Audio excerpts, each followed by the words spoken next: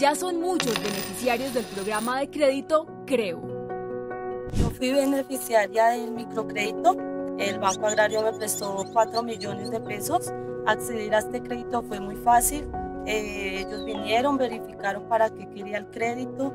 El crédito lo utilicé para comprar insumos para los animales, como son concentrados de alimentación para ellos. Primero pues fui y averigüé de que si yo tenía la posibilidad de acceder a un crédito. Me hicieron llevar unos papeleos muy fácil, lo básico. Luego como en 2-3 meses me llamaron de que ya mi crédito estaba aprobado. Lo recomiendo porque es muy fácil. Colombia, potencia de la vida.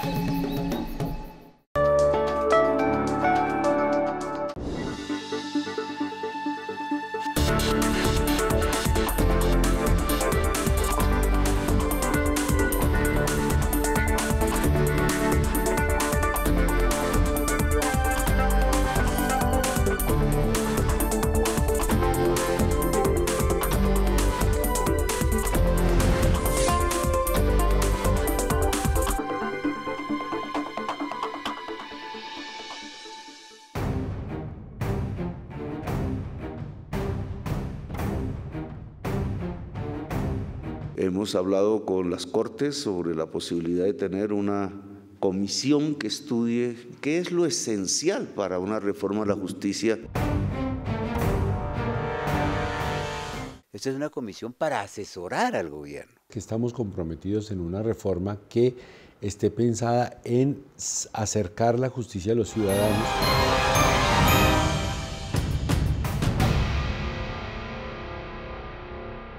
Hay varias malogradas porque siempre se construyeron sobre la base de reformar la cúpula, es decir, el poder del Poder Judicial. Casi todas las reformas constitucionales han tenido como objetivo o como motivación la reforma de la justicia. La lista es larga, desde el año 45, del plebiscito de 1957, Alfonso López Michelsen planteó la llamada pequeña constituyente para el tema de justicia y se creó la comisión Echandía. Carlos Lleras Restrepo hizo la reforma del 68 con temas fundamentales como el control constitucional. La reforma Turbay del año 79, que duró muy poco tiempo porque la Corte la declaró inexequible, pero la tercera parte eran temas de justicia y podríamos, bueno, la Constitución del 91 se ocupó de temas de justicia, muchos de los cuales ahora se plantea su cambio. Pero nunca se pensó en la justicia en términos de volverla más efectiva, de acabar la impunidad, de acercar el juez al ciudadano, que en muchos territorios ni se conocen. Veo que, ¿y cuál es el origen de esto? El gobierno ha planteado la posibilidad de hacer una reforma a la justicia. Hay que decir que casi siempre eso está desprovisto como de temas concretos, porque todo el mundo habla de la reforma a la justicia, pero ¿qué es? ¿Para qué? Además, eso es casi recurrente. Que estamos comprometidos en una reforma que esté pensada en acercar la justicia a los ciudadanos y no tanto en resolver los conflictos que a veces se presentan entre Corte Suprema, Ejecutivo, Corte Constitucional contra Consejo de Estado, Consejo Superior de la Judicatura contra Fiscalía General de Naciones. Esos conflictos de la élite del Poder Judicial, lo que a veces llaman los choques de trenes, por supuesto que sería mejor que no ocurrieran, pero esos no son los graves problemas de la justicia. Eso es un problema de la élite del Poder Judicial. Cómo llevar jueces a la ciudadanía en la Colombia profunda. Cómo lograr que la ciudadanía tenga justicia. Los graves problemas de la justicia que han sido desatendidos por esas reformas tienen que ver con una justicia insuficiente para las demandas de la sociedad, una justicia un tanto distante, una justicia muy demorada, muy congestionada, y una justicia que no se obedece, o sea, que en muchas ocasiones se burla. Yo en varias ocasiones he mencionado que es escandaloso que la mitad, el año pasado fue el 49%, o sea, la mitad de las sentencias de tutela favorables al demandante no se cumplieron. y le tocó al demandante iniciar un incidente de desacato para llevar al demandado a la cárcel porque se negaba a cumplir la sentencia de tutela que le ordenaba lo que fuera, entregar el medicamento, reincorporar al trabajador, lo que fuera. Eso no puede ocurrir, necesitamos una justicia mucho más robusta, mucho más obedecida. El ministro de Justicia ha convocado a un comité de 34 personas que se ha llamado la Comisión de Expertos de Reforma a la Justicia. La finalidad es crear proyectos o propuestas de reforma a la justicia para ser llevadas al Congreso de la República. Uno que llamamos reforma judicial, me refiero a eso del funcionamiento del Poder Judicial, más juzgados, juzgados en todo el territorio, más virtualidad, mejores equipos para los usuarios, es como una reforma del funcionamiento del aparato judicial. Tiene que quedar claro, esta no es una comisión decisoria, esta es una comisión para asesorar al gobierno, en los temas que el gobierno considere, porque muchos creen que es que de esta comisión van a surgir los temas. No, esta comisión sí ayuda, pero la decisión final es del gobierno. Ya habíamos recibido todas las iniciativas por parte de ellos, fueron más de 20 iniciativas con más de 40 documentos anexos, y además de eso llegaron más de 500 iniciativas de ciudadanos por medio de la página web del Ministerio de Justicia. En ese tema de la justicia hay varios temas, unos que tienen que ver con temas constitucionales, que son tal vez los menos urgentes, pero los más importantes.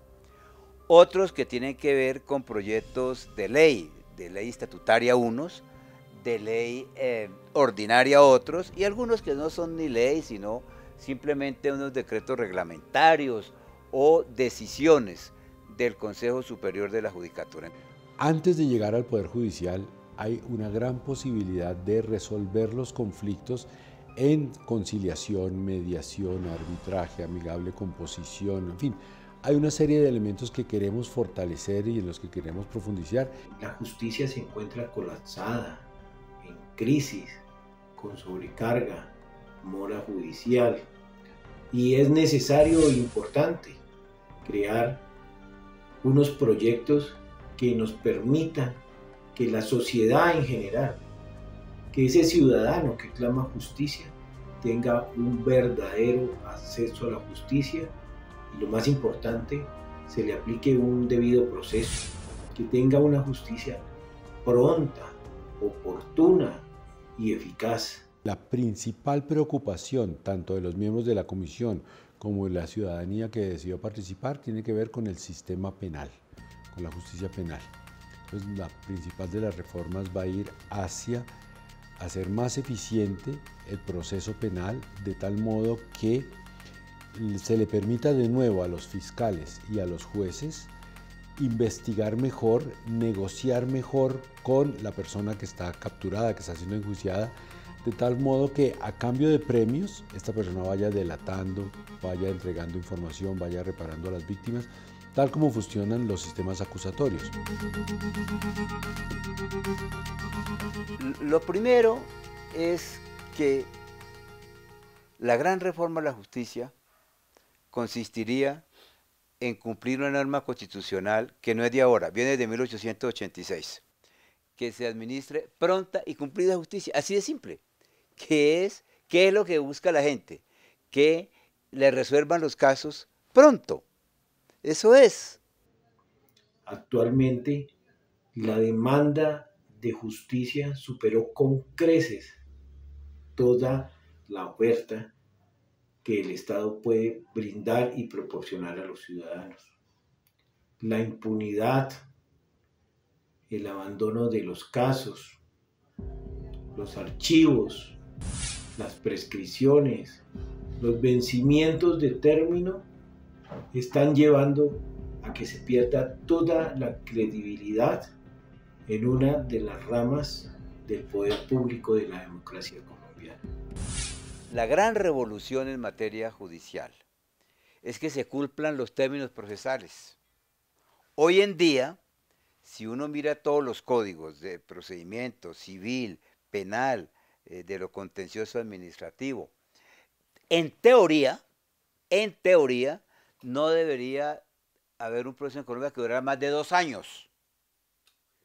Luego, reforma judicial, que se cumplan los códigos. Hay que mirar cuáles son los mecanismos que faltan para lo que ya esté establecido se cumpla.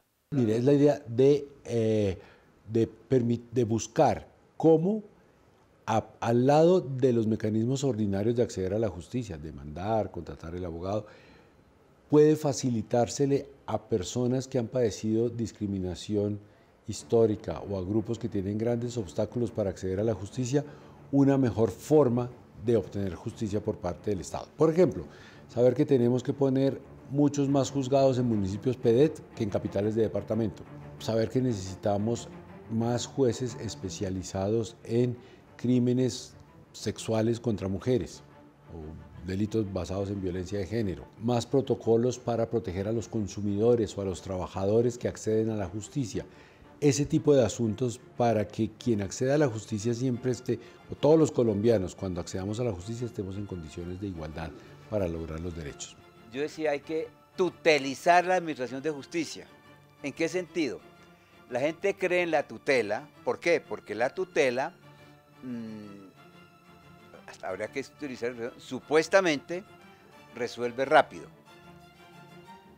Entonces, ¿por qué no se puede aplicar a los procesos ordinarios la celeridad de la administración de la tutela? Con una razón. El mismo juez que falla las tutelas es el juez ordinario. Es decir, no hay jueces de tutela especializados, no. El mismo juez civil, el mismo juez penal, el juez laboral. Entonces, lo que hay que buscar es que ellos apliquen a los procesos ordinarios la celeridad que aplican a la tutela. Ese sueño yo lo he acariciado desde hace muchos años y ojalá que algún día podamos hacerlo. Puede que no exactamente lo de tener la sentencia de primera instancia en 10 días, pero sí que los términos se cuenten en días y no en años o meses. Sí. Son importantes reformas a los códigos de procedimiento y especialmente al Código de Procedimiento Penal, en donde se han hecho varias propuestas para poder permitir que el proceso tenga celeridad, que tenga eficiencia en sus decisiones. Más allá de normas, más allá de las reformas, lo que hay es que ponernos de acuerdo para que se cumpla lo que hay. Así de sencillo. Hay otras cosas más complejas, como sería una reforma constitucional que comprenda temas mucho más complejos. La claridad en cuanto a las normas vigentes es bien importante y en materia penal es pues, trascendental. Sin embargo, podría ser objeto de una recopilación, de una depuración normativa, pero no está en nadie lo propuso, ni el gobierno tampoco, como un tema de reforma a la justicia, esa depuración, esa claridad o esa codificación de todo lo que hay por ahí disperso. No se trata de crear más penas. Colombia tiene las penas más altas de la América Latina. Hay que revisar incluso si la prisión es realmente, con eso se lo hemos escuchado al señor ministro de Justicia, si la prisión como está es la solución adecuada del Estado frente a la comisión de un delito. Tienden todas a suprimir etapas innecesarias, suprimir algo de ritualismo dentro de los procesos. Así, por ejemplo, una propuesta muy interesante del profesor Ramiro Bejarano de suprimir en todos los procesos el auto admisorio de la demanda, que es una simple ritualidad, ¿no? Que una persona presenta la demanda y el juzgado la admite o la inadmite, y casi siempre la inadmiten, por algún defecto procedimental que quieran para que el abogado la corrija y la vuelva a presentar. El asunto es que en eso nos gastamos un año. Y el juez perfectamente puede corregirla él mismo y fijar, hay una audiencia que se llama fijación del litigio, y es decir, una vez que se presentó la demanda, el demandado contestó, el juez los convoca y dice, bueno, vamos a ver exactamente usted qué es lo que quiere, usted por qué se opone, cuáles son sus pruebas, y en estos términos queda fijado el litigio. Entonces podemos pasar directamente de la presentación a la audiencia de fijación del litigio. La reforma a la justicia, por supuesto, es amplia. Cuando hablamos de reformar a la justicia, debemos enfocarnos en qué clase de proyecto se va a presentar. Pueden haber reformas constitucionales que impactan directamente nuestra carta política, o pueden haber reformas que tienen que ver con aspectos legales. La imposición del sistema penal acusatorio, con todas las incoherencias. Por ejemplo, el sistema penal acusatorio supone que el Estado tenga un gran aparato investigativo, en forma tal que cuando la persona es llamada, ya como el Estado le tiene todas las pruebas, es más fácil aceptar y no ir a juicio. Deberían ir a juicio el menor número de casos. Como aquí todavía el sistema investigativo no se ha profundizado, aun cuando se ha avanzado, pero falta muchísimo, pues ahí falla uno de los temas clásicos del sistema acusatorio. En nuestro país eso se inauguró en el año 2004, pero el año 2005 para adelante se lo fue entrabando, se lo fue restringiendo. Entonces ya sabemos que la más importante de la reforma seguramente va a ser destrabar eso y volver al espíritu original del año 2004. Eso nos va a permitir conseguir verdad, reparación a las víctimas y desmantelamiento de todas las estructuras criminales y no solamente del delincuente que atraparon y que capturaron. El Código Penal no puede ser, como siempre, la única reacción del Estado frente a una conducta pues, antisocial, llamémoslo así. No, habría que peluquear un poco el Código Penal. No creo que por la composición misma de la comisión y por la posición del ministro de Justicia, pues de aquí van a salir pues aumentos de penas o creación de nuevos delitos. Me parece que eso por ahí no es la cosa. El sistema acusatorio está pensado en que máximo un 20% de los casos realmente llegan a juicio y el 80% de los casos se negocia y la persona acepta cargos a cambio de una rebaja de pena, pero preparando a las víctimas, ofreciendo verdad. Y así comenzó a funcionar, pero a medida que las leyes del año 2005 hasta el año pasado lo fueron entrabando, endureciendo, poniéndole dificultades, pues estamos en que el 80% de los procesos llega a juicio y apenas el 20% se negocia. Entonces, claro, hicimos un aparato judicial penal pensando en la negociación y luego prohibimos negociar. Y ahí es donde está la mayor traba. Volver al espíritu original del año 2004. Derogar las reformas que se le han incorporado al Código de Procedimiento Penal después del año 2004 en cuanto hayan ido en contra de la posibilidad de negociar, de mediar, de terminar rápido los procesos. Yo he lanzado una idea que es un poco hereje, y es que aquí al establecer el sistema acusatorio, pues en el sistema acusatorio el fiscal general no cumple funciones judiciales. El esquema inicial de la Constitución del 91 era bueno, en el sentido de que el fiscal cumplía funciones judiciales, pero lo despojaron de funciones judiciales. Si eso lo hicieron y si querían ser coherentes, pues entonces el fiscal, si no cumple funciones judiciales, puede ser el ministro de Justicia. Se puede pensar de una forma intermedia que dejé yo con el ministro de Justicia a propósito de lo que está pasando ahora, es que la Corte Suprema se limite a hacer una terna, que sea la Corte la que hace la terna, que es la que conoce los juristas, los abogados, y que elige el presidente de la República. Es mucho más sencillo eso. Y al presidente le puede decir, señor, usted tiene una terna preparada nada menos que por la Corte Suprema de Justicia, que no son sus amigos, pero de la Corte Suprema, dentro de esos, eso es para el futuro, obviamente, eso no es para esta elección. Dentro de esos que la Corte postula, nombre usted en 15 días, en 8 días o en un mes. A criterio del gobierno no es necesario. O sea, la forma de elección como está allí, por supuesto que uno puede pensar en formas más perfectas, pero la que está ahí está bien. Sin embargo, algunos miembros de la comisión, por ejemplo el doctor Alfonso Gómez Méndez, cuya experiencia y sabiduría nadie pone en duda, votos, consideran que sí debería revisarse eso Y ahí comienza a abrirse como un abanico, ¿no? Si el fiscal debería nombrarse al revés de como se hace ahora, es decir, no terna del presidente para que elija la Corte, sino terna de la Corte para que nombre el presidente. Sí. O terna del presidente para que elija el Senado. O por concurso. Bueno, pues digamos que todo mecanismo de designación es complejo, puede funcionar bien, puede no funcionar bien. A criterio del gobierno, el que hay puede quedarse ahí unos cuantos años más.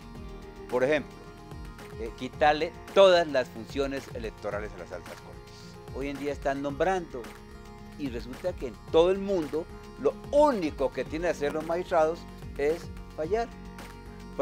Hoy gastan más tiempo recibiendo candidatos a las distintas entidades que designan que a la propia función judicial propiamente dicha. Eso fue un error.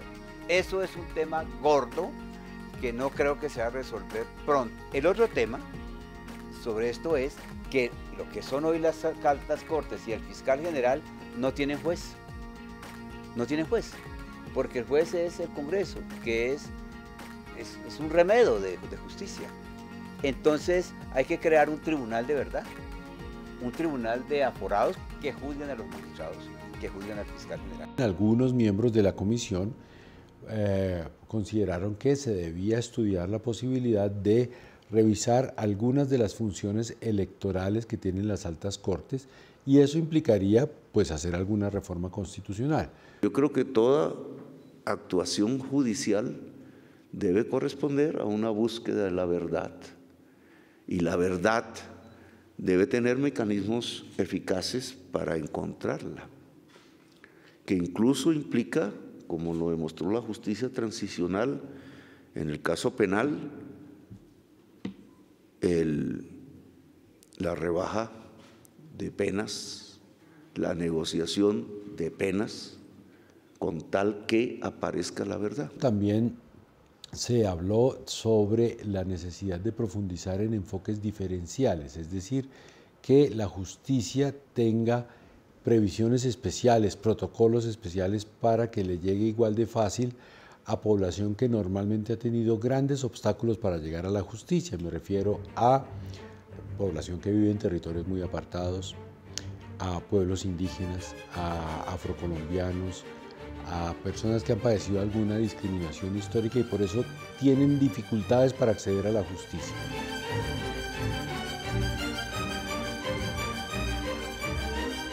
La demanda de justicia superó hace rato la oferta, es decir, los casos que se dejan en conocimiento de la justicia, de la administración de justicia colombiana, son demasiados para esa mínima oferta.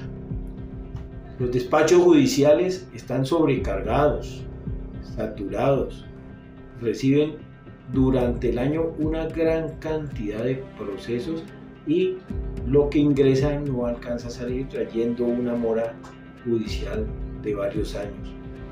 Y por eso creemos que lo que se debe hacer es ampliar la planta de personal. La preocupación también muy compartida por el gobierno y con los miembros de la comisión por tener más justicia, es decir, más jueces, mejores equipos, más tecnología, más presupuesto para la rama judicial. Creemos que debe venir una reforma constitucional en donde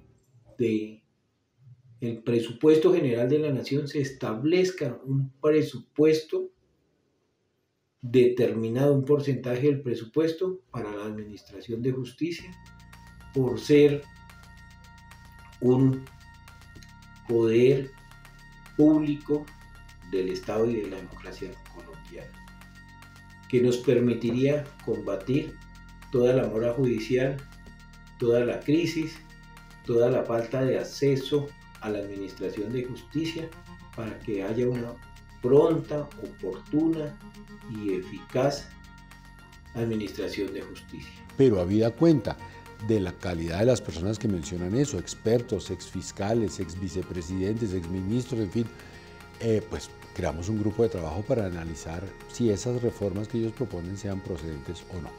Ahí vamos. De aquí al 20 de julio deberían haber ya unos textos, o ni siquiera unos textos, unas ideas básicas para que, de acuerdo con eso, el gobierno elabore los textos finales que va a presentar al Congreso.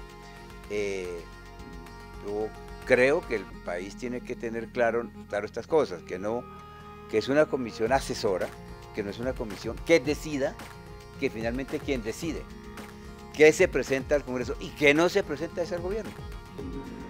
Debe ser consensuada con ustedes, en general con el Poder Judicial.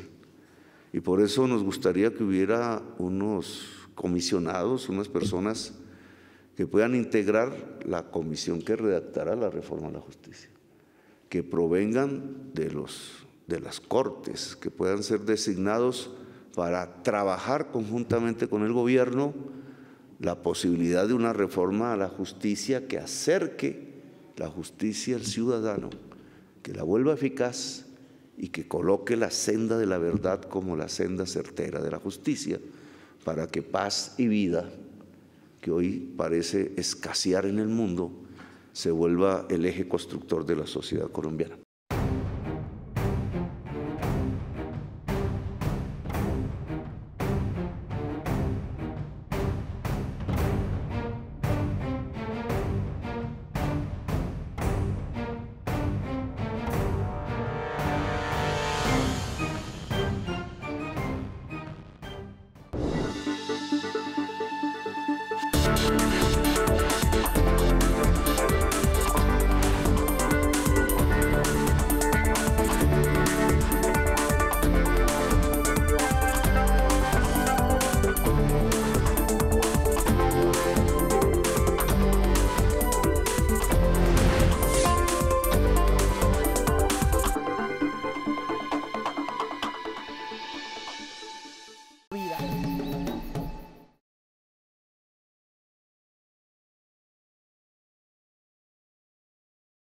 Ya son muchos beneficiarios del programa de crédito Creo. El gobierno está haciendo por esto por los pobres, para que uno pobre tenga más proyectos adelante, progresar, tener un buen futuro más adelante con los niños. Yo me acerqué al banco, pregunté que si yo podía sacar un préstamo, salió el préstamo fácil, contenta, feliz, porque salió todo súper bien, no rechazo, ni eso fue así, rapiditico. Yo les diría que el programa es muy bueno, que es muy fácil, que se lo recomendaría mucho. Yo les diría que lo hicieran. Colombia, potencia de la vida. Ya son muchos beneficiarios del programa de crédito Creo. Este crédito lo recomiendo muchísimo porque me ayudó en mi emprendimiento, comprando insumos y demás cosas para poder empezar con mi sueño. El único documento que llevé fue mi cédula y por lo menos en mi caso, que estoy con el Banco Agrario, es algo numerosa las ganancias que he tenido con mi emprendimiento. El gota a gota es muy peligroso y a su vez tiene una tasa de interés muy alta, a diferencia del Banco Agrario que su tasa es baja. La verdad me ha ayudado bastante este crédito, pues en cuanto a mi emprendimiento, estoy muy contenta con él. Colombia, potencia de la vida.